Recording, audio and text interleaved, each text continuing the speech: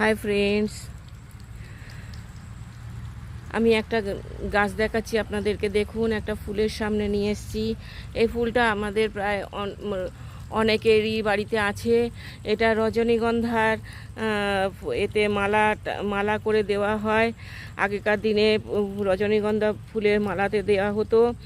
এই ফুলটির নাম, এই গাছটার হাইট হয় 1 থেকে 2 ফিট লম্বা, প্রচুর শাখা পোশাখা বিস্তার করে। এর বিজ্ঞানসম্মত নাম হচ্ছে গুল্মোফেরিনা গ্লোবাসান। এটাকে সাধারণ ভাষায় একে গ্লোবাল আরমান্থা বলা হয়।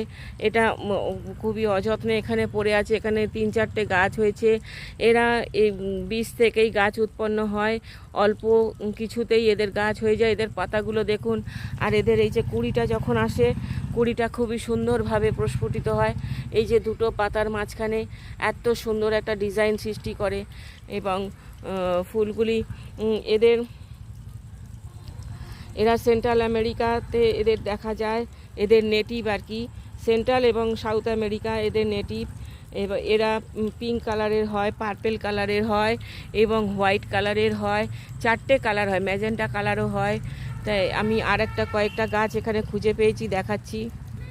এই যে দেখুন, এই গাছটার ফুলের গ্রোথটা খুবই সুন্দর। Thank you for watching. এবং নাড়ু নাড়ু আকারের ফুলটা হয়। ফুলের ভিতরেও দেখুন ছোট ছোট কালারের ফুলগুলো হয়, কত সুন্দর দেখতে লাগে। ভিডিওটা ভালো লাগলে অবশ্যই একটা লাইক, শেয়ার, কমেন্ট করবেন। আমার চ্যানেলটাকে সাবস্ক্রাইব করে আমার পাশে থাকবেন প্লিজ। আমাকে আরও নতুন নতুন ভিডিও বানাতে উৎসাহ যোগাবেন।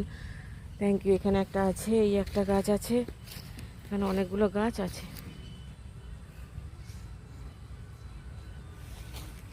3-4টে গাছ খুঁজে পাওয়া গেছে।